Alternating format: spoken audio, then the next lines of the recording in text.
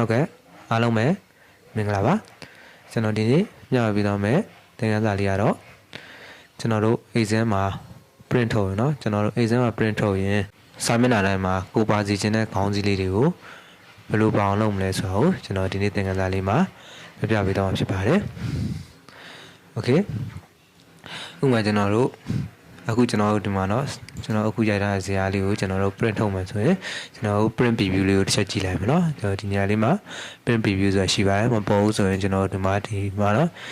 ဒီဘက်တောင်းကကျွန်တော်တို့မြောက်အောက်ဆိုင်နေရာလေးကိုတစ်ချက်နှိပ်လိုက်မယ်ပြီးကျွန်တော်ဒီနေရာမှာ print preview ကို select ပေးလိုက်ပါเนาะအဲဒါဆိုကျွန်တော်ဒီပုံစံလေးပေါ်လာလိမ့်မယ်โอเคเนาะအဲဒါဆိုရင်ကျွန်တော်အလွယ်တကူပဲ preview ကြည့်လို့ရမယ်အဲဒါကျွန်တော်တစ်ချက်နှိပ်လိုက်မယ်โอเคအဲ့ဒါကျွန်တော်အခုဒီမှာเนาะဒါစာမျက်နှာ1ပေါ့เนาะစာမျက်နှာ2သွားကြည့်လိုက်မယ်โอเคเนาะကျွန်တော်ဒီမှာဒီပုံစံလေးမြင်ရမယ်โอเคเนาะအခုကျွန်တော်ဖြစ်ချင်တာကကျွန်တော်ဒီခေါင်းစဉ်လေးကိုเนาะဒီခေါင်းစဉ်လေးကိုအပေါ်ခေါင်းစဉ်လေးကိုပေါ့เนาะဒီခေါင်းစဉ်လေးကိုကျွန်တော်စာမျက်နှာတိုင်းမှာပါချင်တယ်ပေါ့เนาะโอเคကျွန်တော်ဒီမှာစာမျက်နှာတိုင်းမှာမပါဘူးပေါ့เนาะโอเคเนาะကျွန်တော်ရှေ့ဆုံးစာမျက်နှာ1ရက်မှာပဲပါတယ်โอเคအဲ့ဒါကျွန်တော်ဘယ်လိုထည့်မလဲဆိုတော့ကျွန်တော်တို့ပထမဆုံး page layout ထဲဝင်လိုက်ပါမယ် okay page layout ထဲဝင်ပြီးတော့ကျွန်တော်ဒီမှာ print title ဆိုတာရှိပါတယ်เนาะ print title လေးကိုကျွန်တော်တစ်ချက်ဝင်လိုက်မယ် okay ကျွန်တော်ဒီနေရာလေးကိုတစ်ချက်နှိပ်လိုက်မယ် okay เนาะဒီနေရာလေးကိုတစ်ချက်နှိပ်လိုက်မယ်เนาะroad to repeat app ဆိုတဲ့စာကြောင်းလေးကိုကျွန်တော်ဒီစာကြောင်းလေးရဲ့ဒီဘက်တောင်းလေးကိုကျွန်တော်တစ်ချက်နှိပ်လိုက်မယ်โอเคနှိပ်ပြီးရင်ကျွန်တော်အခုမှဒီမှာ select ပေးမယ်ပေါ့နော်ကိုပါစီခြင်းနဲ့ခေါင်းစည်းလေးကို select ပေးမယ်ကျွန်တော်ဒါလေးပါခြင်းနဲ့ဆိုရင်ဒီခေါင်းစည်းလေးကို select ပေးလိုက်မယ်โอเค select ဝင်သွားပြီโอเคနော်ပြီးတော့ရင်ကျွန်တော်တို့ဒီမှာဒါလေးကိုတစ်ချက်ပြန်နှိပ်လိုက်မယ်โอเคပြီးတော့ကျွန်တော် okay ပေးလိုက်မယ်โอเคအဲ့ဒါကျွန်တော် preview ရောက်ပြန်ကြည့်လိုက်မယ်โอเคကျွန်တော်စာမျက်နှာနောက်တစ်ရက်ကူလိုက်မယ်နံပါတ်2ဒါစာမျက်နှာ2ပေါ့နော်အဲဆိုရင်ကျွန်တော်ဒီမှာဒီခေါင်းစည်းလေးပါလာတာကိုကျွန်တော်တို့တွေ့ရမယ်စာမျက်နှာတိုင်းမှာโอเคဒါစာမျက်နှာ3နော်စာမျက်နှာ4စာမျက်နှာ5โอเคနော်ခေါင်းစည်းတိုင်းမှာsorry စာရွက်တိုင်းမှာဒီခေါင်းစည်းလေးပါလာတာကိုကျွန်တော်တို့တွေ့ရမယ်โอเคနော်ကိုပါစီကျွန်တော်ဆက်လက်ပေးလိုက်ပေါ့နော်ဥပမာကျွန်တော်ဒီတချို့ကြဒီဘာကြီးပဲပါခြင်းနဲ့เนาะအပေါ်ဘာကြီးပဲပါခြင်းနဲ့ဆိုလဲကြရယ်เนาะအပေါ်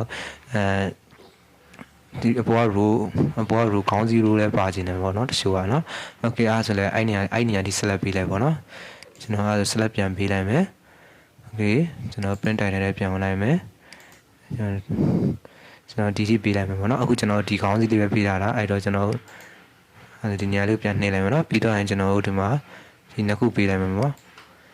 မဆက်လက်ပေးလိုက်မယ်နော်မောင်လေးနဲ့ဖိဆက်လက်ပေးလိုက်မယ်ကျွန်တော် DT ပေးလိုက်ပြီနော်မြင်မနော်နော်ကျွန်တော် DT ဆက်လက်ပေးလိုက်ပြီโอเคပြီးရင်ကျွန်တော်ဒီနေရာလေးပြန်နှိပ်လိုက်မယ်โอเคပြီးရင်ကျွန်တော် okay နှိပ်လိုက်မယ်โอเคနော်အဲ့ဒါကျွန်တော် preview နဲ့ပြန်ကြည့်လိုက်မယ်โอเคဒါစာမျက်နှာ1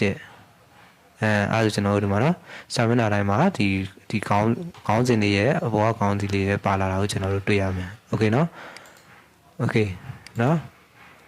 โอเคစာမျက်နှာတိုင်းမှာပါသွားပြီโอเคနော်โอเคဒီလောက်ဆိုရင်ကျွန်တော်တို့print ထုတ်တဲ့အခါမှာစာမျက်နှာတိုင်းမှာကိုပါစီခြင်းတဲ့ခေါင်းစည်းလေးတွေပါလာတာကိုကျွန်တော်တို့တွေ့ရမယ်โอเคနော်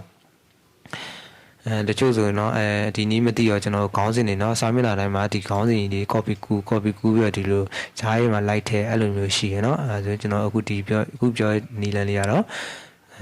အဆင်ပြေသွားပြီပေါ့နော်အဲ့လိုမျိုးလိုက်ထည့်ကြမလို့ပဲနဲ့တခါတည်းသူကသူ auto ထည့်ပြီးခေါ်တာကိုကျွန်တော်တို့တွေ့ရမယ်โอเคနော်ဒါဒီနီလန်းလေးကတော့ကျွန်တော်တချို့လည်းတည်ပြီးသားဖြစ်မှာပါမတည်သေးတဲ့လူတွေအတွက်ကျွန်တော်ဒီသင်ခန်းစာလေးကိုပြုလုပ်ပေးရဖြစ်ပါတယ်โอเคကျွန်တော်ရဲ့သင်ခန်းစာလေးကိုကျွန်တော်တို့အသစ်တင်တိုင်းသိချင်တယ်ဆိုရင်တော့ကျွန်တော်တို့ရဲ့ YouTube channel လေးကိုလည်း subscribe လုပ်ထားကြပါနော်ဒါမှသာ